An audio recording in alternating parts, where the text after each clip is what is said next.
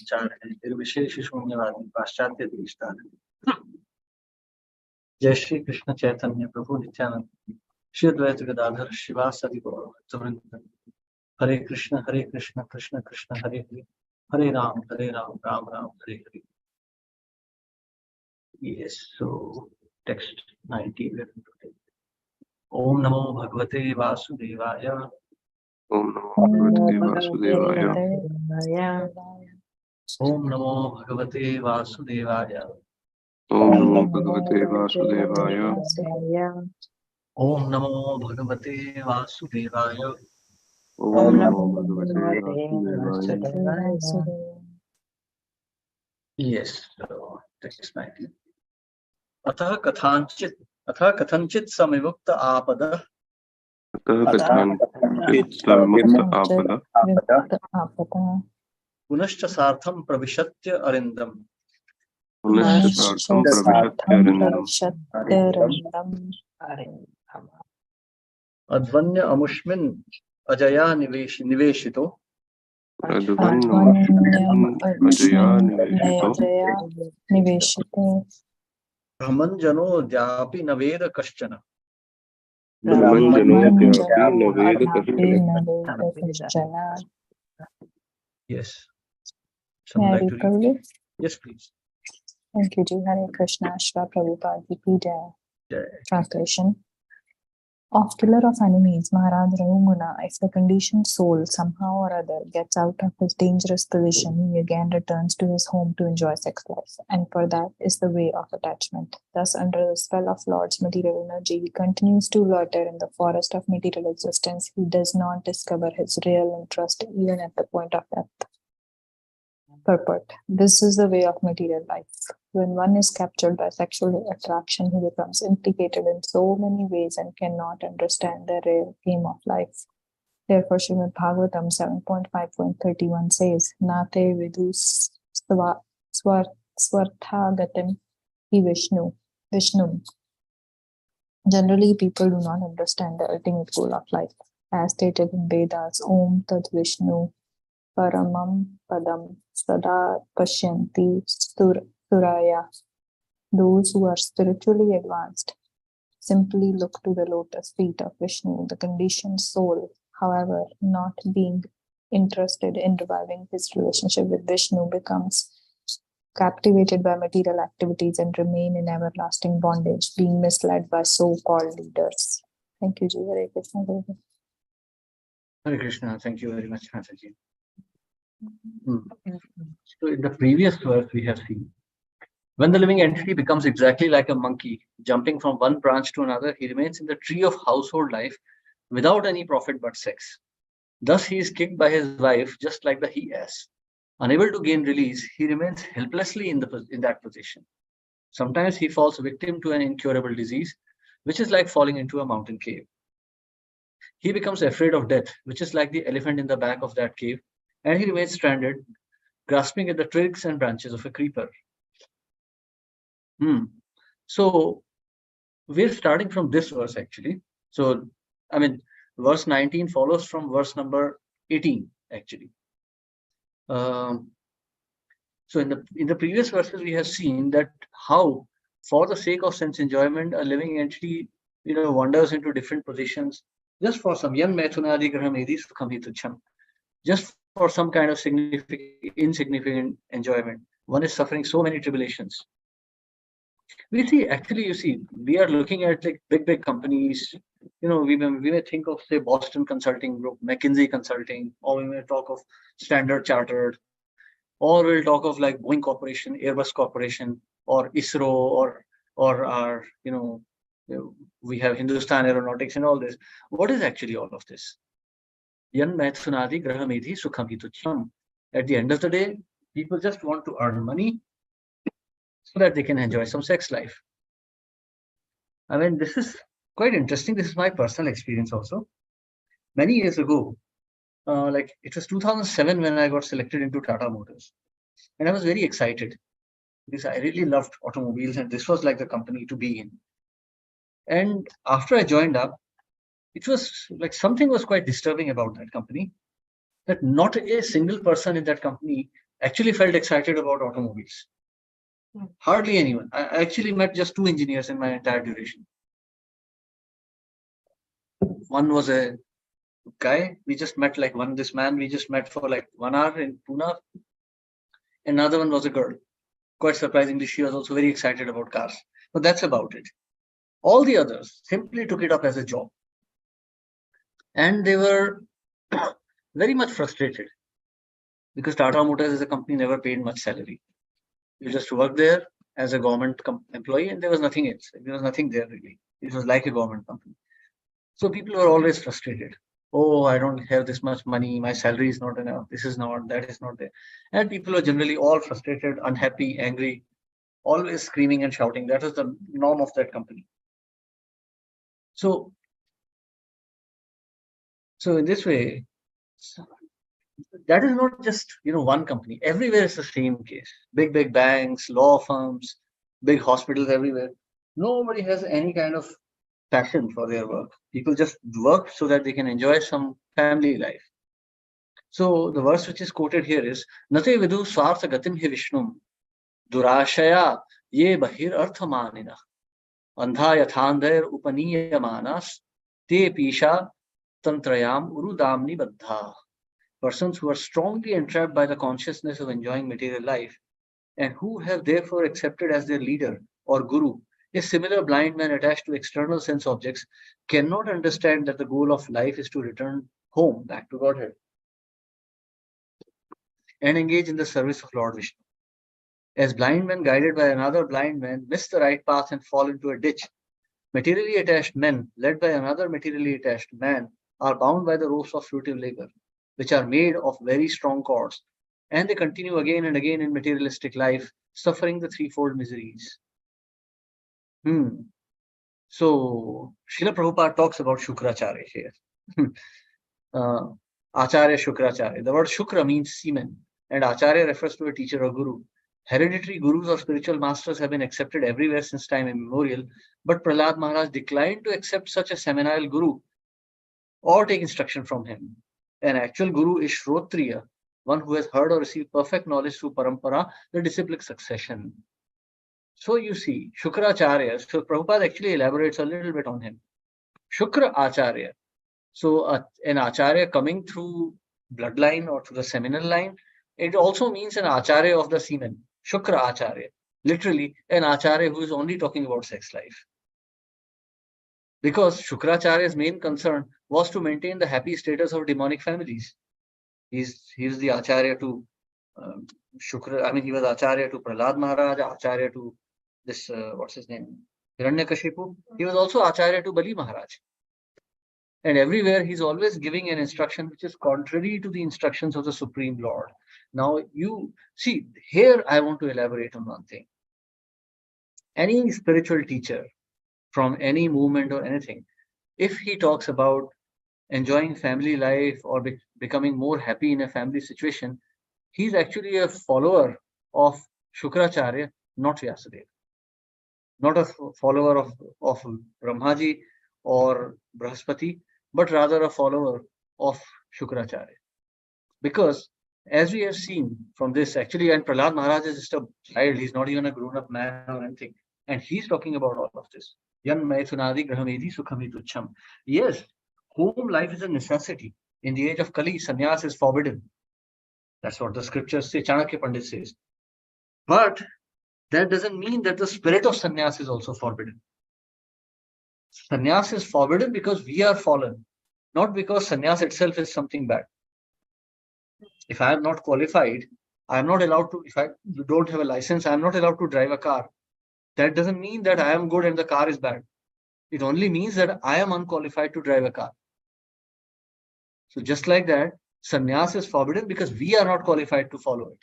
But that doesn't mean that we shouldn't try to be like that. So we have to realize, so we have to reject all these so-called gurus and acharyas who are preaching about enhancing the family life. No, the job of a spiritual teacher, whether he's a grahastha or a renunciate, his job is to tell you about the dangers of family life. So that at some point in time, you will actually feel detachment. So please try to understand It may sound very harsh, but this is the reality. And unless you learn to face it, you are going to be in deep trouble. Material life, family life, is a source of great pain. First, one has to earn so much, as we are seeing here, and one has to undergo so many difficulties. And secondly, it brings about the loss of consciousness. We are seeing here in the previous verse, we have seen when the living entity becomes exactly like a monkey jumping from one branch to another, he remains in the tree of household life without any profit but sex. Our acharyas are putting it very bluntly, but if you think very soberly without getting offended, you will see that this is the reality. So Srila Jagadanand Pandit is also saying, Jibhara lalasa jai iti uti dhai, Shishnodar parayan Krishna nahi paye. Shishnodar parayan Krishna nahi paye. You see, Grihasthas are always traveling here and there. Sometimes vacationing in Europe, sometimes vacationing in some hill stations, vacationing in seaside, vacation. Why? Because they are tired.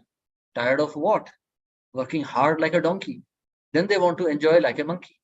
So a Grihastha life is typically alternating between that of a donkey and a monkey. Nothing more than that. Prabhu, I am busy, Prabhu, I have responsibilities, Prabhu, I have my work meetings, Prabhu, I have to take care of my child, Prabhu, I have to take care of wife, Prabhu, but no one thinks of Krishna. Hundreds of thousands of excuses, but they won't be able to give this excuse to Yamraj.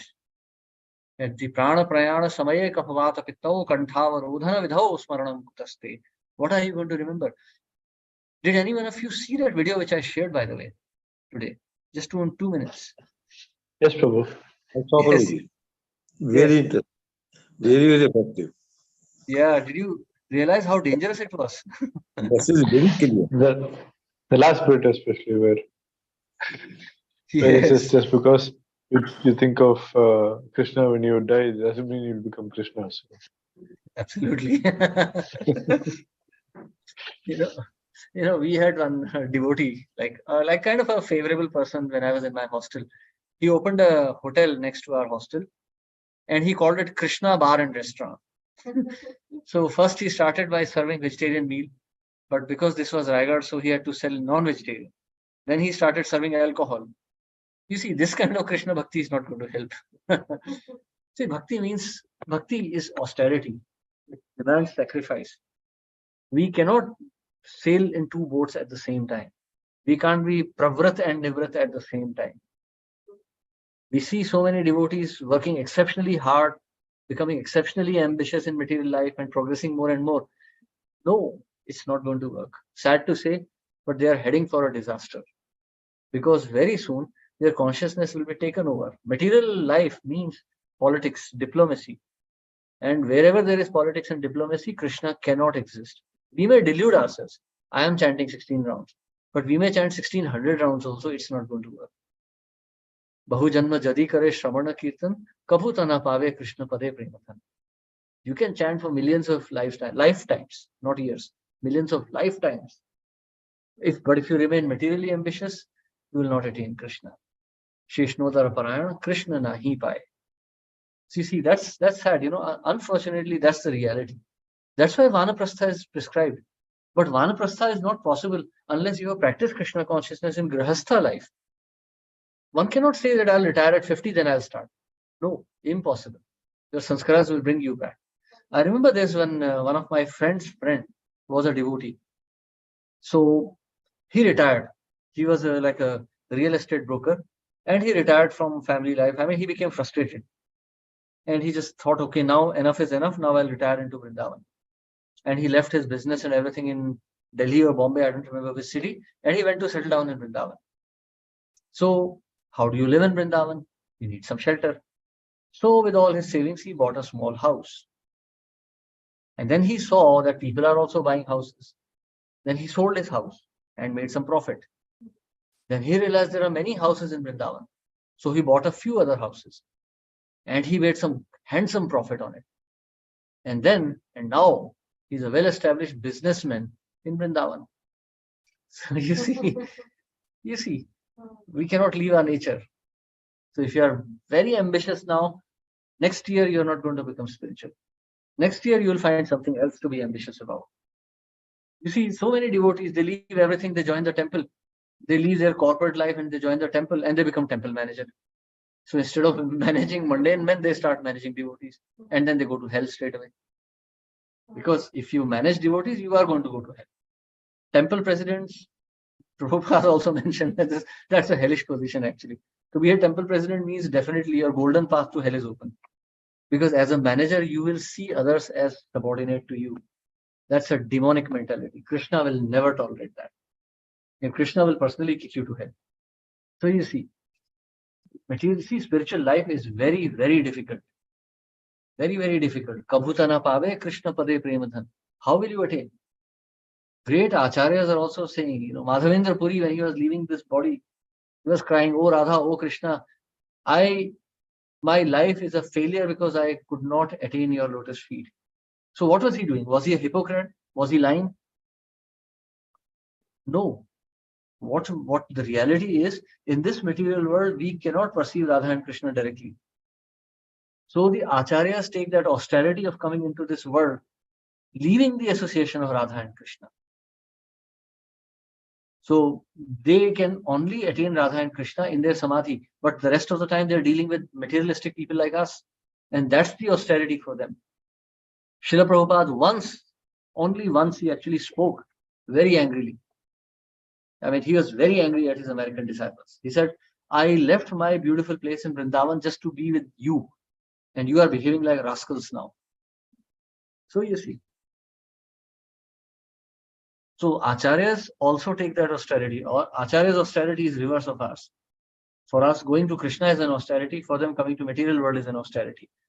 So you can imagine how obnoxious this place is. Any attempt to derive happiness from this world is going to end in great misery. So you see, so a materialist, Nate viduhu swartha gatim hi Vishnu. So Nate viduhu, he doesn't know. Nate viduhu, he has no knowledge. Swartha gatim hi Vishnu, that one's real self-interest lies in Vishnu. Swartha gatim, the path of selfishness is actually in Vishnu, or nothing else. He is the ultimate goal of life. But what do? They face some great difficulty and they'll come back and they'll again come to enjoy. You go to any hospital, especially cardiac hospitals, you'll see big businessmen, scientists, doctors and all who have suffered cardiac arrest. And once they are immediately released from the ward, they'll go and hug their wife and children. Oh, I'm happy now. Why? Because I can again have sex. Nobody thinks that, this is a warning that one day will come when they will not return home. But they want to go back and enjoy sex life again. They don't think that there is higher purpose of life. So Nate viduh, they have no knowledge. Those who are intelligent, however, they do not like this kind of, animal living. So thus, under the spell of Lord's material energy, he continues to loiter in the forest of material existence. He does not discover his real interest even at the point of death. People, when they are dying, are also remembering their children, their wife, their husband, or whatever. No one is thinking of Krishna. Such a death is a very inglorious death. Actually, only two types of death are very glorious. That of a Vaishnava and the death that of a soldier. A soldier's death is not so preferable because he goes to heavenly planets or gets liberation, but a Vaishnava's death is most desirable. Hare Krishna. Yes, any questions or comments here? Any opinion that you would like to speak out? I mean, I know these comments are very harsh, which I'm speaking. Hare Krishna. Hare Krishna. Yes, Prabhu. Okay, Prabhuji. Prabhuji, we are talking all this, but I find that many acharyas in our sampradaya also, elsewhere also, who married 2-3 times and who had a number of children, and still they're talking all this philosophy and insisting on us to follow that. What is that? How we take it? Okay, that's very nice. So I think you are specifically referring to Shyamananda Prabhu and you are referring to Bhakti Vinod Thakur, isn't it? Probably none by name. These two are there, but there are others also, and not all here. In other sampradayas also, I've seen Yeah. talk all these things, but on their own, they have number of children, and they have all the luxuries of the things, but they preach otherwise. Some of them are scoundrels, I agree. So no discussion on that. Those who are otherwise are good saints, saintly persons with good philosophy and character, but still they have number of most of the 2 to 3 wives. Yes. Number of children. Now those who are in this system, well, I do one thing. You are with your wife and having 4 or 5 children. How can you say they've been devotee and they follow God? So that's my thing. Okay, that's a nice question. That's a very nice question you're asking. So, okay, let's take the case of Shyamanand Prabhu first. Shyamanand Prabhu had 2 wives, and the junior wife, Junior Thakurani, she was actually quite wicked also. She was not even a decent lady. She had actually tried to poison Shyamanand Prabhu. Also, she was quite a rascal actually. So, but then again, who is Shyamanand Prabhu? Shyamanand Prabhu was actually, he got his tilak from Radharani herself. So, he's that Acharya.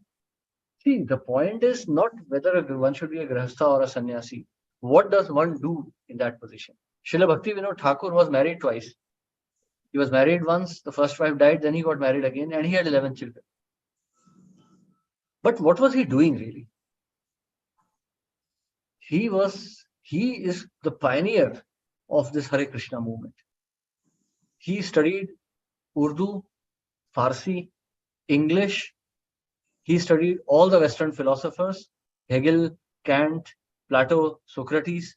He studied the Brahmo philosophy. He studied Islam. He studied Christianity. Orthodox. He like the real Anglican church he studied, like proper Bible and everything. Yeah. Then he studied all the life history of Chaitanya Mahaprabhu. In fact, he researched it and brought it out. Then he translated all Chaitanya Charitamrita and all this Chaitanya Bhagavat to English. He wrote commentaries on Bhagavad Gita and Bhagavatam. He established a preaching mission, which even the British attended.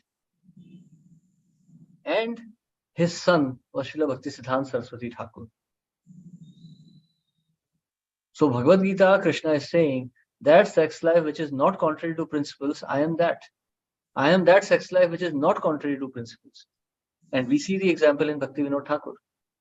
Arjun was married. Arjun had 3 wives and 3 children. One of the wives was even Nagakanya, Ulupi. So Nagakanyas, they don't normally have this kind of, purity that human beings have. So you can imagine.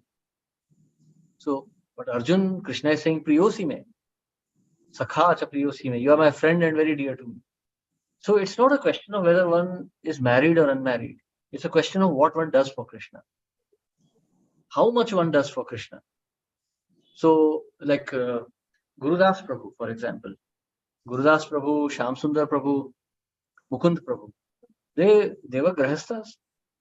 They sacrificed their lives for Prabhupada. They established the whole London mission. So, you see, grahastha life itself is not a disqualification, but in grahastha life, there is a danger of disqualification. So, is that clear, Prabhu? To an extent, Prabhu. Quite to an extent. Yeah, so the point is, you see, Prabhu, if these acharyas are meditating on sex life, they'll not be able to do this for Mahaprabhu. We can see. I've been preaching for 25 years. Grahasthas are never able to hold their resolve. You see, now today we are 11. Tomorrow you see there will be like 18. Then again there will be 9. Grahasthas just cannot maintain that resolve because the mind becomes so distracted by grahastha life. Sex life is not just the physical act of sex. Sex life also means all the paraphernalia. Graha kshetra suta apta vittayar. All of this. Anything that distracts you from Krishna, that is subtle sex life. Anything that is distracting us away from the mission of Lord Chaitanya and Srila Prabhupada. So these acharyas, Bhakti Vinod Thakur had 11 children. You can imagine the cacophony in his house. But he was chanting, how many rounds he was chanting, how much he was writing. And his work was impeccable. The British were jealous of his work philosophy. The British were jealous. Even though the British considered Indians to be like slaves, like, unqualified, illiterate people. And they were jealous of his qualifications. That is Bhakti Vinod Thakur. Shyamanand Prabhu also, same thing. So you see, what one does, that means their meditation was not on sex life, their meditation was only on Mahaprabhu. In fact, there's a very famous incident in the life of Bhaktivinoda Thakur. Bhaktivinoda Thakur was, I think, in Calcutta. He was preaching from Bhagavatam. So he was writing some commentary on Bhagavatam, and around midnight or something, he got a vision where a personality appeared in his dream and said that you are simply working so hard, but you are not paying attention to Lord Shiva appeared to him. Yeah, Lord Shiva personally appeared to him. And he said, you are simply writing so much of scriptures, but you are not paying attention to your real task, that of reviving the birthplace of Lord Chaitanya. After that, Bhaktivinoda Thakur shifted to Navadvip. So this is one of like rare incidents of life of Bhaktivinoda Thakur. So you see, this is what it means. If Lord Shiva is appearing. Yeah, but probably my question is now, I mean no disrespect to anybody. Yeah. Even Chaitanya Mahaprabhu had two marriages. Yes. Right? Yes. So like even, of course, we should not go in the field of gods, etc. But that means, like with Thakur, that they were maintaining a particular style of worshipping and devotion, despite having 11 children. Yes. Even Prabhupada had a large family and all that. Yeah. So that means those preachers who are criticizing the married life, it is there to see inwardly. Why should they make all these comments on that? So this is Rahugan, this is Jada Bharat who is speaking. Jada Bharat, Maharaj Bharat. Now, point is, see, he's not criticizing the household life. He's criticizing the attitude that comes with household life. But by the way, these acharyas are exceptions. Bhaktivinoda Thakur, Shyamananda Prabhu, they are exceptions. The rest were all brahmacharis or sannyasis. Srila Prabhupada also eventually took sannyas.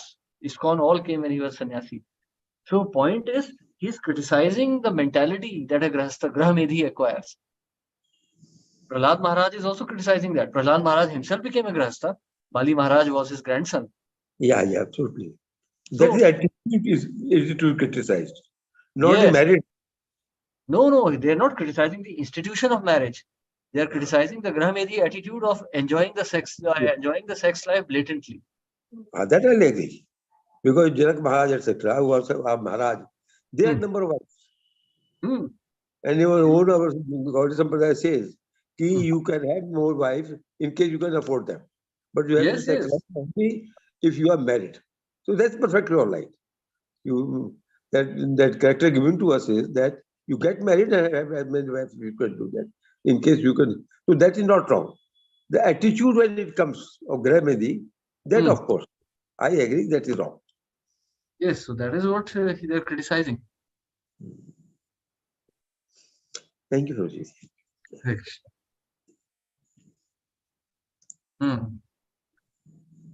Yes, Mataji, you were saying something. Prabhuji, you were saying that you should not be taking this management and all this and temples. But it's also said now, whatever skills you possess, you should be utilizing it in the service of Krishna. And in fact, Srila Prabhupada also, he used to those who could do this management part and all this. He used to especially employ them in this type of service and all. Then it's a very dangerous service. Somebody needs to do this also, no? I mean, if devotees won't do, then who will do it? You can do it. See, again, I'm saying, you are trying to understand the principle behind it. If you take up the role of management and you start liking it, then you are in danger. The mood should always be of service and sacrifice. If that is lost and one starts relishing the post of a president, then one is finished. One will directly be demoted to the position of a dog, actually, according to Acharyas. Or Shudra or a dog. That's how dangerous it is.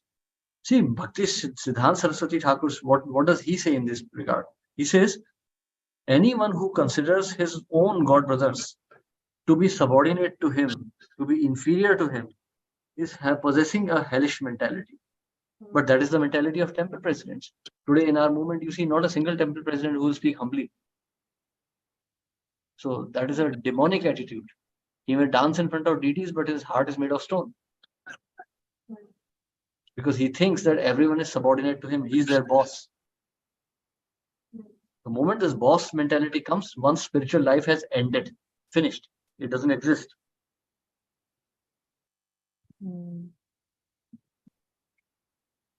How can one protect oneself from such a... That's why I was suggesting, just now when we were speaking, I was telling you the same thing, that you have to understand, you have to do a lot of meditation. The path of, Shurasya Dharaya Nishita Duratyaya Durgam Pathastat Vadayo Kavanti Tad Kavayo Vadanti. So this path is a very dangerous one. This path of spiritual life. Durgam Pathas. This is a very difficult path. Shurasya Dharaya Nishita Duratyaya. It's a very difficult path which is like a razor's edge. Why? Because there are so many subtleties here. We can make so many mistakes. So many mistakes we can make. Practically, it's like, like riding a motorcycle blindfolded. We can make any mistake here. That's why you see, we must avoid the association of non-devotees. I cannot, overemphasize this particular point.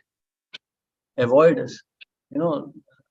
Asat Sangha Tyaga Ei Vaishnava Achar. Mahaprabhu is exclusively mentioning this.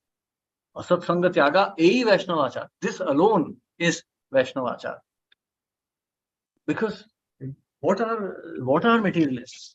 Krishna Abhakta and Stri Sangi. There is nothing else. There is no other category of Abhaktas. They are falling all in the same category. Yesterday I was in my office and I was sitting with these two boys. And the whole day their talks were just about sex, sex, and sex. The whole day they were just talking because there was no one else in the building. You see, that's materialistic thought process.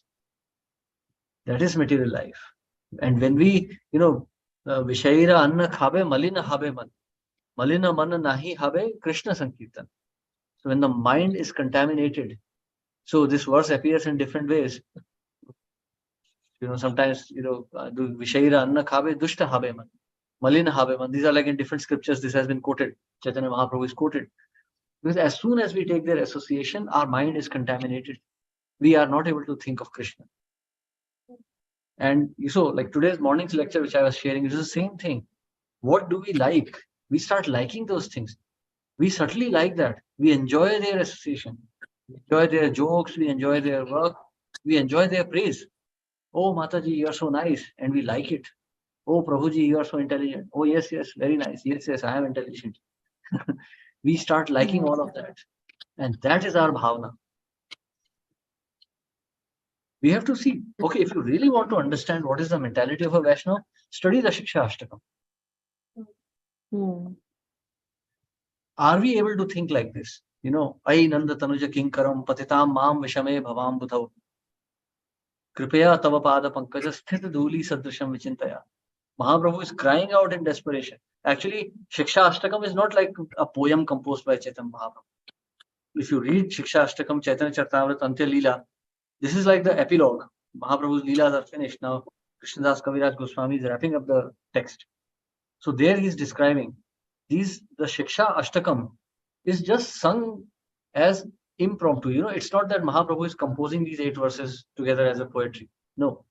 These are just spoken differently. Like at different times. So Krishnadas Kaviraj Goswami himself is giving purport to these. So you see, bhakti means a lot of meditation. It's not like katha, okay, I heard Prabhuji, Madhu Sevit Prabhu spoke something, Jai Hari Bol. No, that is not the point. I'm not here to, acquire somebody's praise. I'm not here to just, because I don't have something to do in the evening and 1 hour I have to talk. No, I'm just trying to, convince you. Don't suffer. It's not that I am not suffering in this world. I'm also in an extreme misery, but you please try to understand. You have to work hard. The Guru can only show you the path. You have to traverse the path yourself. Srila Prabhupada, Chaitanya Mahaprabhu, Bhaktisiddhanta Saraswati Thakur, Krishna himself can only tell us what we have to do. But we have to do it ourselves. Krishna will not interfere with our independence. If we don't exercise that independence, we are never going to progress. Even if Krishna himself comes here, and that we know, Sanatana Goswami writes in Brihad Bhagavatamrita, that Krishna is asking Gop Kumar, my dear Gop Kumar, after I finished my pastimes and I came back, why did you leave me behind in Vrindavan? So Gop Kumar was playing with Krishna in Vrindavan. And yet when Krishna left, Gop Kumar was distracted and he was left behind. You see, even if Krishna personally comes, we'll find it difficult to go with him.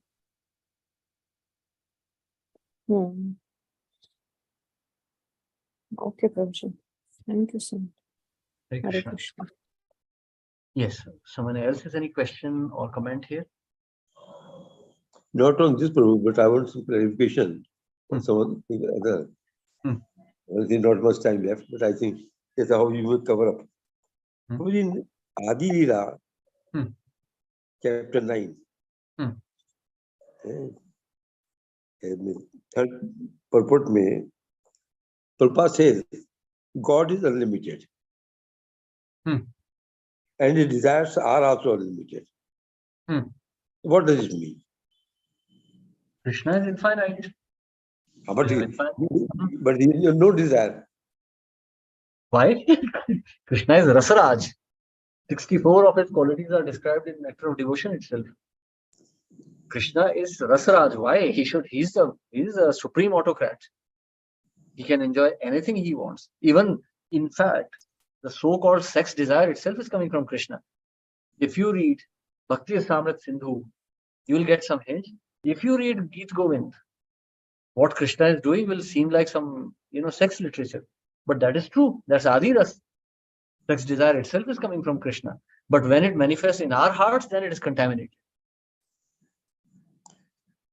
This is what the double. There were people say, Krishna, one side he does everything, other side he tells you not to do. Yeah, because we are foolish.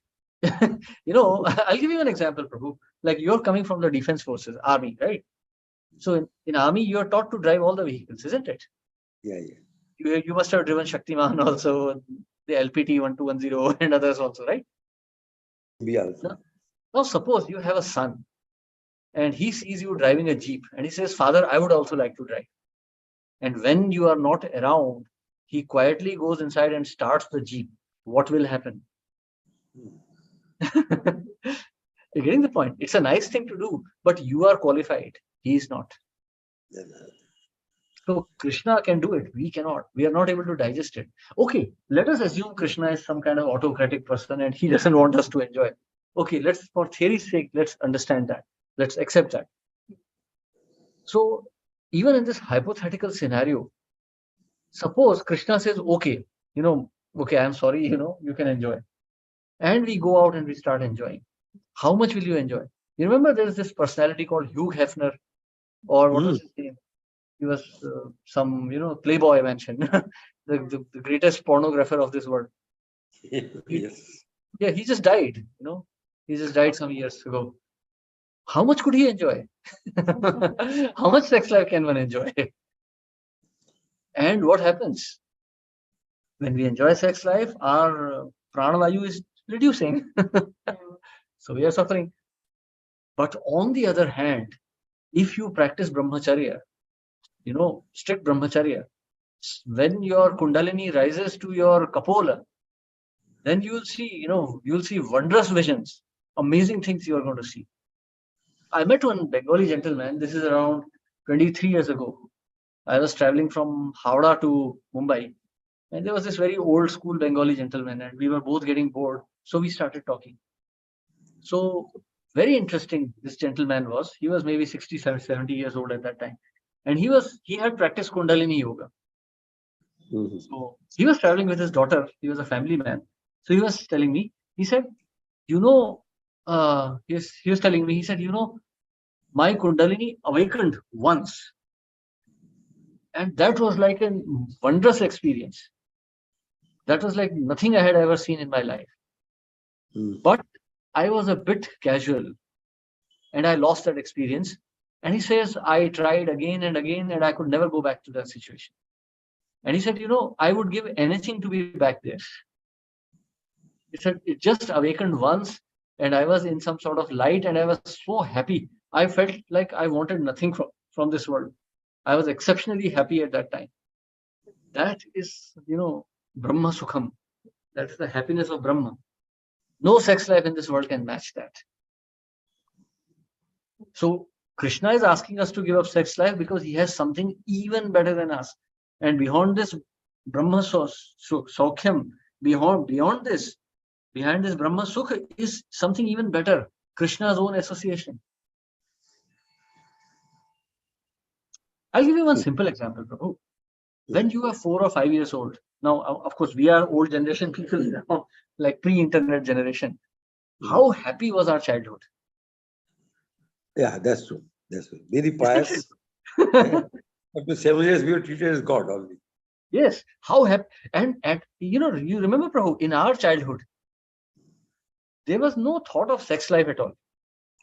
I mean, today's kids are very contaminated. But in our times, like till the age of 10, 11 years, there was no thought of even sex life, wasn't it? Quite correct. And how happy were we? In fact, I remember amongst my friends, my boyhood friends, there was hardly anyone who actually wanted to get married and have family. We never thought of these things. It Never. came only because they were happening, so we got married and we accepted it. Yes. No, yeah, no plan. marriage is like something, okay, well, everyone is doing it, so I also get into it. The parents will decide it and we will not say no to them. Yeah. Neither said yes nor no. They arranged it. He said, okay, it's perfectly all right. So you see, Prabhu, you have already experienced what I'm saying. I just had to jog your memory. Okay. Now imagine that pleasure multiplied infinitely. That is Krishna consciousness. See, remember this thing. I was quoting this verse from Bhagavatam. Yan Maithunadi Graha Medhi Sukham Hi Tuchham. Inferior pleasure. So that means if I'm talking about sex life as inferior pleasure, there must be a superior pleasure also. So I think that should be the question. What is this superior pleasure? This is inferior pleasure, there's no doubt about it. There's no doubt about it. So Krishna is giving us something much more wonderful. Much more wonderful. So your doubt is cleared now, Prabhu? Yes, Prabhu. Hari Bol. Thank you. Hare Krishna, Prabhuji, the example that you gave that about that friend, that person whose Kundalini was awakened. But generally, once the Kundalini awakens, it doesn't go back. No? Why not? Saying that? Why not? It can always go back. Yes. Because it is awakened with so much of effort and so much of this that it comes right up to the Brahmarandra and then generally doesn't go back. So that is what I had heard. So, yeah, no, why not? You are talking about Kundalini going back. You are yourself coming from that Brahma. And how have you fallen here? You thought of that? But in the same life, it doesn't go back. It can. Why not? It can go in any life. It can go back. Because, see, he awakened Kundalini, but he did not see Paramatma. So he fell back. Kundalini awakening is just like opening the door. You have to step into it also. Brahmabhuta prasannatma na shochati na kankshati samah sarveshu bhuteshu mad bhaktim labte param. Your bhakti starts after Brahma Nirvana. So if he doesn't do that, he'll fall back. Why not? Very easy. One car will honk, pam, pam, gone. He was in Calcutta, by the way. So, one rickshaw horn and he's back in this world. Very much possible. Why not? It was an accident that it got revived. Yeah. He was a very extraordinary gentleman. Unfortunately, it was the age of no mobile phones. So I lost contact with him and I'm sure he's not even alive anymore. But Kundalini awakening is what? Brahma stage? Yeah, it's the Brahman stage. Kundalini awakens, where will it awaken? It will awaken into Brahma only. It keeps on rising. It will pass through the chakras and enter Brahman. But one can get a glimpse of that Brahman, not be situated in it. In fact, they say that if it happens accidentally, the person can go mad. He cannot handle that type of energy. Of course. He will go mad because, he cannot handle that knowledge and that profusion of consciousness that comes, because he still has material misconceptions. He's not purified himself. You put a truck engine inside a Maruti, the car will just explode. One has to raise one's consciousness, not just one's energy. Right? Yeah. You have a question also.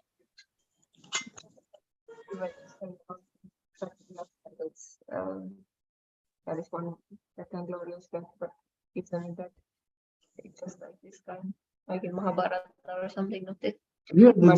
Yeah, but it's a glorious death. Even for materialistic soldier. Yeah, even for not for materialistic soldier, for Kshatriya. One who's fighting according to principles of dharma, he's fighting a proper Kshatriya, and he's also, and he's also like, his consciousness is also proper. He's fighting in accordance with the instructions of Guru, Acharya. He's fighting for dharma according to rules, and the other Kshatriya is also pure. Okay. If one dies at the hands of a Malecha or something, one will have adhogati. So some soldier dies fighting Pakistanis or Chinese, then he will be like fallen again. Okay. So there are many rules actually. It's not so simple. Okay, so we stop here today unless someone has some doubt or something. Okay, so we continue tomorrow and we'll continue the discussion if you have any questions or something. So, okay, so or tomorrow's Balram Jayanti here in Helsinki, so I'll keep you posted. Okay, so thank you very much. Hare Krishna, Srila Prabhupada ki jai. Hare Krishna. Hare Krishna. Hare Krishna.